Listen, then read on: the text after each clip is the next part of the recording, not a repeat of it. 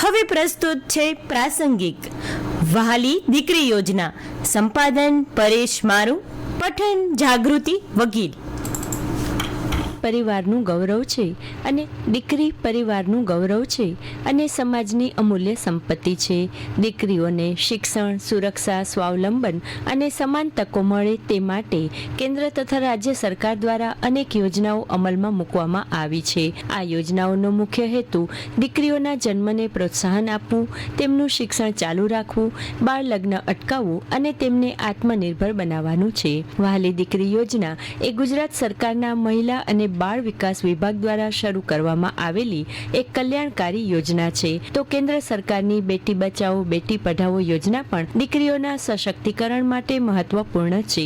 આ અભિયાન દ્વારા દીકરીના જન્મને સ્વીકારવા, દીકરીઓને શિક્ષણ આપવા, તેમની સુરક્ષા અને સન્માન જાળવવા અંગે સમાજમાં જાગૃતિ લાવવામાં આવે છે.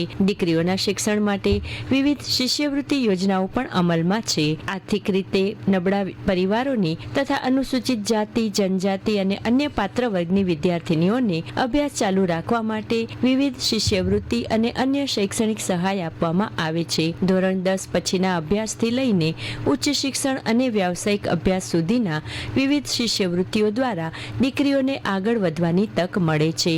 ગુજરાતમાં સરસ્વતી સાધના યોજના અંતર્ગત ધોરણ 9માં અભ્યાસ કરતી દીકરીઓને શાળાએ જવા માટે મફત સાયકલ આપવામાં આવે છે. ખાસ કરીને ગ્રામ્ય અને દૂરના વિસ્તારોમાં રહેતી દીકરીઓ માટે આ યોજના ખૂબ ઉપયોગી છે. આ ઉપરાંત પાત્ર પરિવારોની દીકરીઓના લગ્ન પ્રસંગે કુંવરબાઈનું મામેરું યોજના જેવી યોજનાઓ પણ આર્થિક સહાય માટે અગત્યની છે. વિવિધ સામાજિક વર્ગો અને જરૂરિયાત મુજબ સરકાર દ્વારા મહિલાઓ અને દીકરીઓ માટે શિક્ષણ, સ્વરોજગાર, કૌશલ્ય વિકાસ તથા આર્થિક સહાયની અનેક યોજનાઓ પણ અમલી છે. આ પૈકી ગુજરાત સરકારની વહાલી દીકરી યોજના દીકરીઓ માટેની મહત્વપૂર્ણ યોજના છે.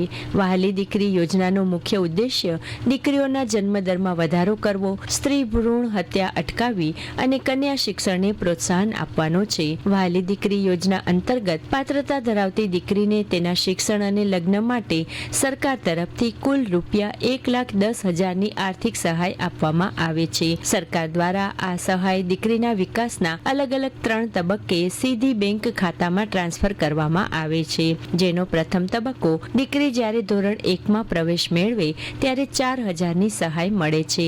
બીજા તબક્કામાં દીકરી જ્યારે ધોરણ 9માં પ્રવેશ મેળવે ત્યારે રૂપિયા 6,000ની સહાય મેળવે છે અને ત્રીજા તબક્કામાં દીકરી 18 વર્ષની ઉંમર વટાવે ત્યારે ઉચ્ચ શિક્ષણ અથવા લગ્ન સહાય તરીકે 1 લાખની રકમ મળે છે. અહીં ખાસ શરત એ છે કે દીકરીના બાળ લગ્ન થયેલા ન હોવા જોઈએ. આ યોજના માટેની પાત્રતા જોઈએ તો દીકરીનો જન્મ 2 ઓગસ્ટ 2019 કે ત્યારબાદ થયેલો હોવો જોઈએ. માતા પિતાની વાર્ષિક આવક રૂપિયા 2 લાખ કે તેથી ઓછી હોવી જરૂરી છે. ખાસ આ યોજનાની મર્યાદા એ છે કે દરેક પરિવારની વધુમાં વધુ 3 દીકરીઓ સુધી આ યોજનાનો લાભ મળી શકે છે. અરજી ફોર્મ સાથે આ મુજબના પુરાવા સાથે જોડવાના હોય છે. દીકરીના જન્મનું પ્રમાણપત્ર, માતા પિતાનું આધાર કાર્ડ, માતા પિતાનો વાર્ષિક આવકનો દાખલો, દીકરીના માતા પિતાના લગ્નનું પ્રમાણપત્ર, રેશન કાર્ડની નકલ, બેંક પાસબુકની નકલ, માતા અથવા દીકરીના બેંક પાસબુકની નકલ, સક્ષમ અધિકારી સમક્ષ કરેલું કે સોગંદનામું રજૂ કરવાનું હોય છે.